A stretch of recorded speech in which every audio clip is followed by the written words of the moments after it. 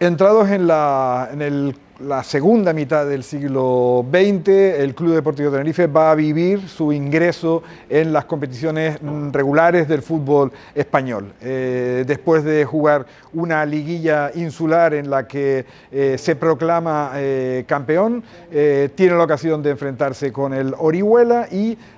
a partir de esa eliminatoria ingresar en la segunda división nacional, que es la categoría que con el paso del tiempo, digamos que más identifica al Club Deportivo Tenerife con su historia. De eso se da cuenta en esta parte de la exposición, con muchas referencias a los protagonistas de aquel ascenso y de las primeras temporadas en segunda división, como los que podemos ver en esta reproducción de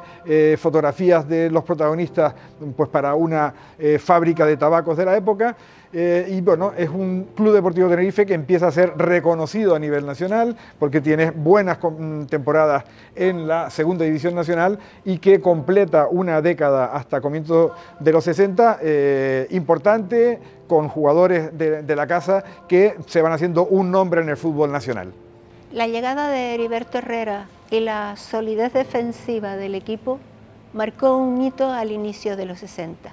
Fue en 1961 cuando el Club Deportivo Tenerife, por primera vez en su historia, asciende a Primera División Nacional. Un equipo correoso, un equipo bien armado atrás. Fue capaz de hilvanar aquella ilusión que comenzó en el año 53 con el ascenso a la competición a nivel nacional y que fragua en ese año 1961 con el ascenso a Primera División. Aquí están algunos de los protagonistas que podemos contemplar, protagonistas tanto del ascenso del 53 por primera vez a categoría nacional, como el estreno en la División de Honor del fútbol español en 1961. Aquel primer ascenso a Primera División dejó un estreno agridulce en la máxima división del fútbol español porque no duró sino una temporada. El Tenerife volvió a Segunda División en los 60 con un equipo cada vez más reconocible desde el punto de vista de la canariedad. De hecho, obtuvo el trofeo Amberes por su apoyo, su promoción de la cantera. Y bueno, son años en los que también desde el punto de vista económico, en lo deportivo estaba bien, se asentaba en segunda división, pero en lo económico empezaban a premiar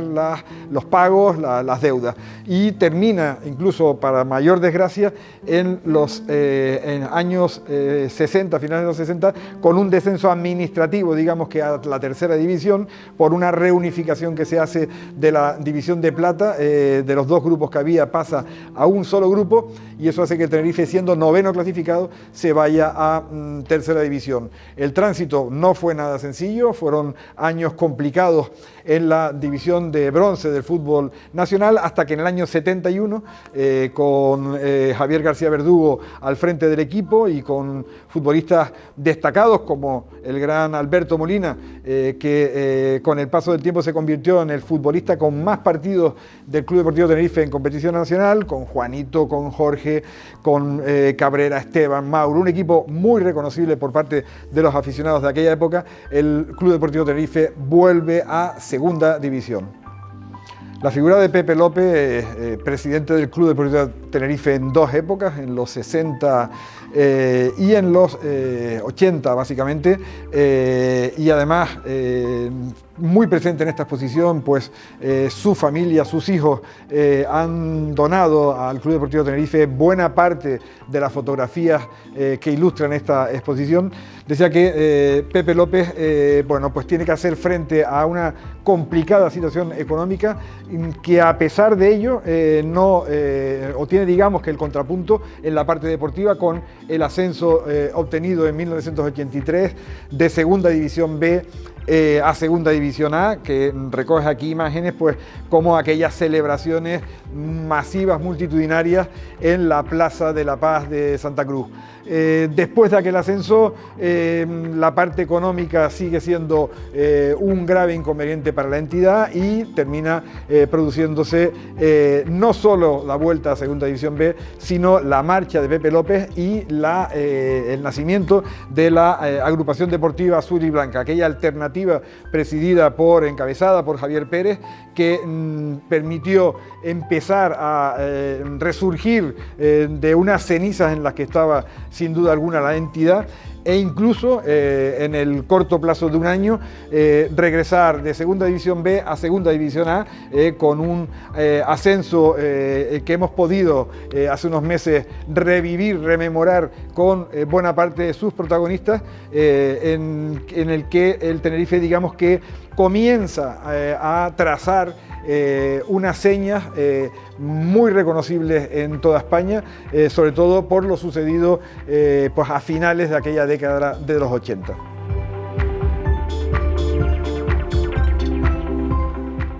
Y aquella década de los 80 termina de manera épica, con un ascenso en Sevilla sentido y vivido de manera singular. Es el equipo que con la conducción de José Antonio Barrio, con el liderazgo de Benito Joanet, con figuras en el campo como Rommel Fernández y la magia que se desprendía de sus goles de cabeza, con Quique Medina, con Toño, con Guina. Aquel equipo logró no solo que la isla recuperara la ilusión. Aquel ascenso marcó el devenir de una década posterior de los 90, que sería ya la década gloriosa, la época más recordada, la época más dulce de los 100 años de historia del Club Deportivo Tenerife. Pero este ascenso del año 89 a primera categoría, a primera división del fútbol nacional, supuso la unión del tinerfeñismo, supuso que toda la isla de Tenerife vibrara y viviera de una manera especial aquella gesta que culminó en el Benito Villamarín. Para que finalmente se materializara aquella década dorada en la primera división del fútbol español, incluso en competiciones europeas, hubo que pasar un momento delicado, crucial, como fue la promoción de permanencia en primera división,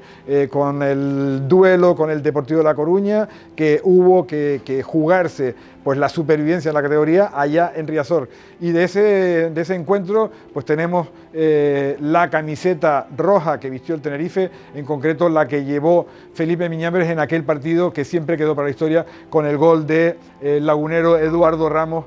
frente al Deportivo Coruñés. Ya entonces sí, a partir de esa permanencia conseguida en aquel momento clave, el Tenerife empieza a desarrollar unos años extraordinarios, con nombre propio, con sello propio en la primera edición del fútbol español, con figuras como Fernando Redondo, con Julio Llorente, Rommel Fernández, Pierluigi Cherubino, y la llegada de alguien también trascendental en el camino del Tenerife en primera división, como fue Jorge Valdano, para salvar al equipo en una competición, en una temporada muy complicada, y para hacerlo incluso juez de la liga con aquel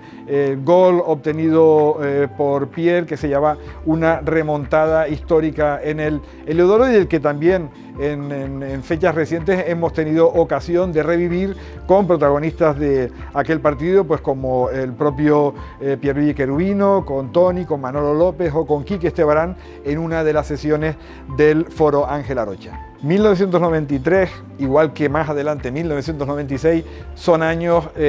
inolvidables para el tinerfeñismo, años que tienen que ver con clasificaciones para el torneo de la UEFA, el culmen en la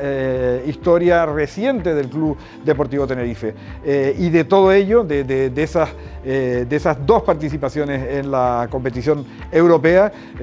con Jorge Valdano, posteriormente con Jupp Heynckes, pues tenemos en esta exposición algunos objetos objetos significativos, como puede ser la camiseta del primer goleador del Club Deportivo Tenerife en el torneo UEFA, como fue Antonio Pinilla, como puede ser el equipo con el que se despidió el Club Deportivo Tenerife de la competición,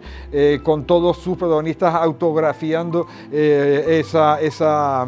fotografía, esa imagen. Pero luego también vamos a encontrar en esta exposición muchos detalles muy propios de los aficionados, como pueden ser los que tienen que ver con los banderines de algunos de aquellos partidos, con las bufandas conmemorativas de partidos UEFA de aquella época, e incluso, por ejemplo,